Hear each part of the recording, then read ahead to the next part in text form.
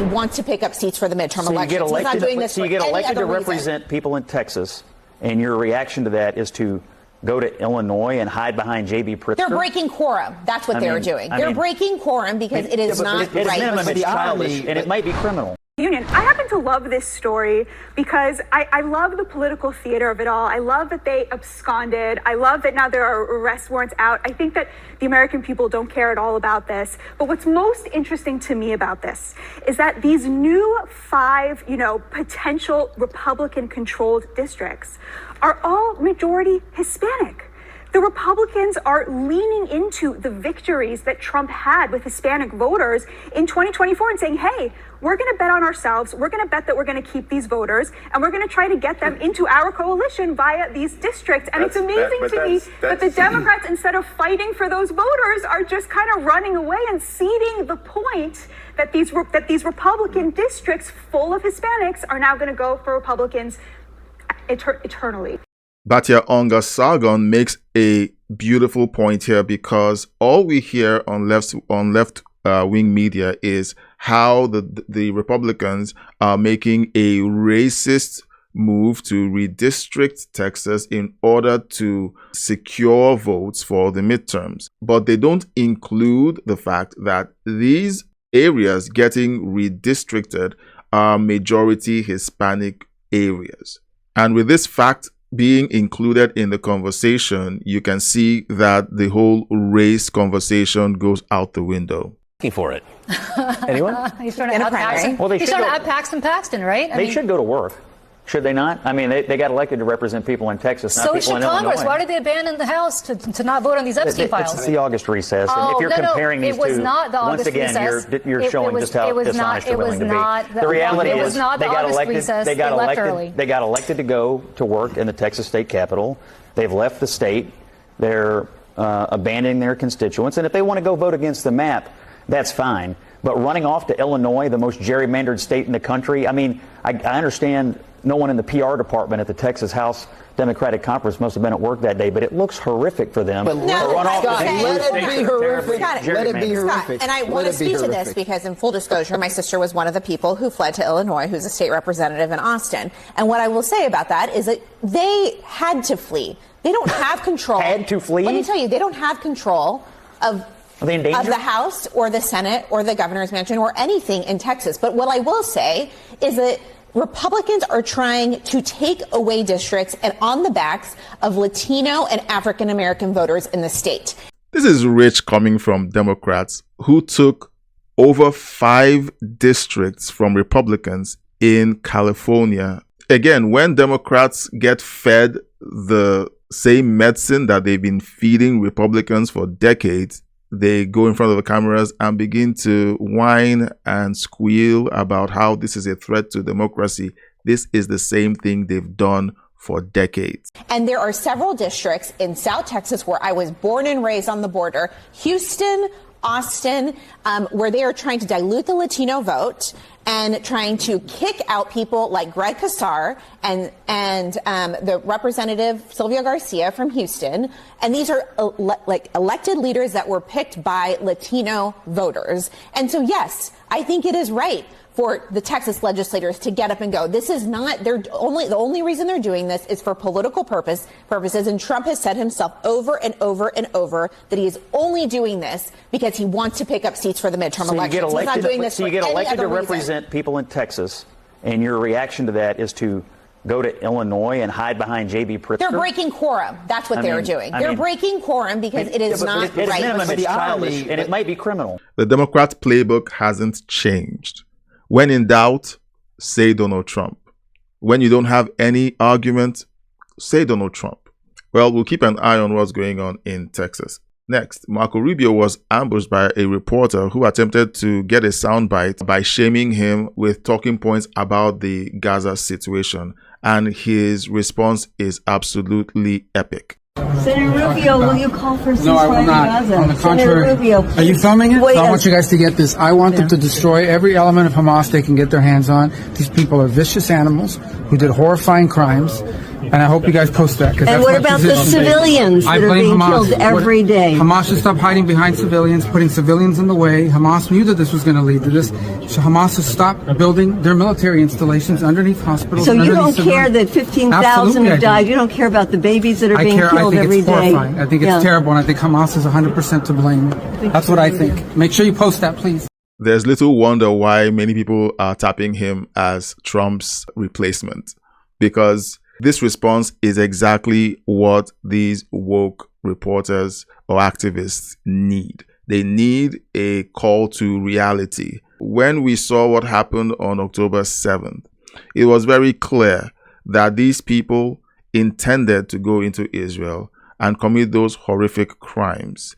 If the same scale of crimes were committed against the United States, I guarantee that the United States would not be talking about a measured response. They would go to war, no matter how long it took, to find the people responsible for the crime, and they would destroy every inch of dirt until they got to every single person involved. But when it gets to a different country, and when it involves people in the Middle East, people begin to politicize the entire situation and make it look like going after enemies who killed your citizens is a bad thing. Now, it is wrong for civilians to be dragged into a military conflict intentionally, which is what Hamas has been doing for years. And Marco Rubio pointed that out. And you can hear the lady in the video saying, "No, so you don't care about the children," pointing out the fact that a criminal organization took over Gaza and ran Gaza for years, and instead of improving the way of life of the people of Gaza, they stripped the utilities, they stripped the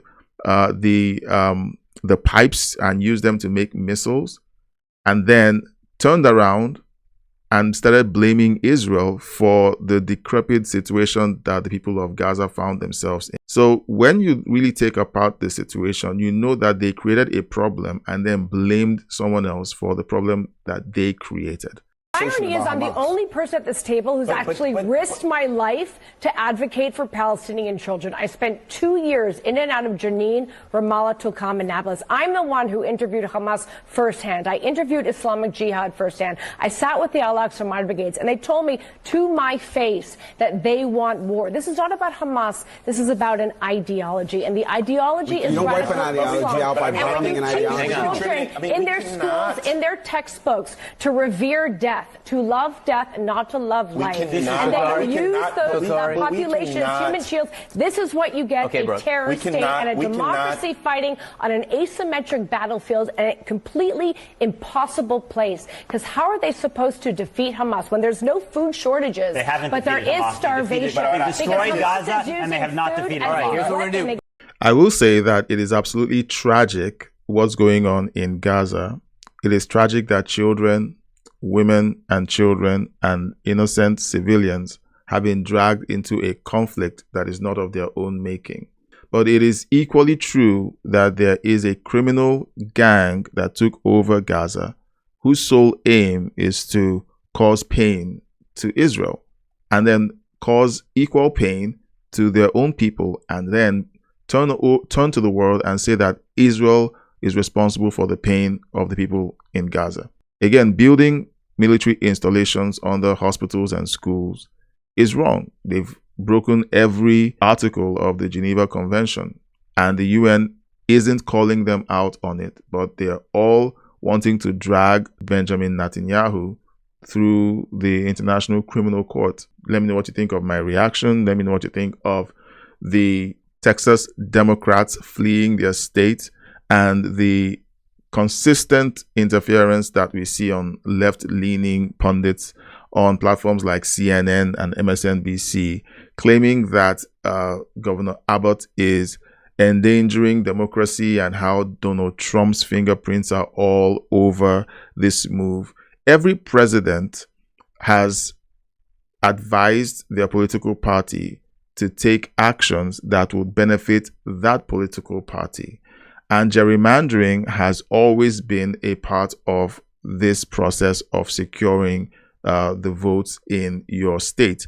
But it has actually been the Democrat states who have perfected the art of gerrymandering. States like California and Ohio are the poster children for gerrymandering, and yet they point at the Republicans to claim that they are the danger to democracy, that they're not playing by the rules. They're simply doing what Democrat states have done for decades, and now the Democrat states don't like it, and so they are calling foul. Let me also know what you think about this video, about how Marco Rubio responded to the lady in the corridor, and some of the reports that we're getting from Gaza. It is heartbreaking, but you see how Hamas plays Western news outlets.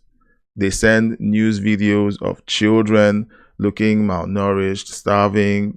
They play videos of the chaos that they themselves triggered by attacking Israel. And Israel is doing what every nation in the world should do: defend its borders and go after criminals who attack its citizens. That's the way the world works.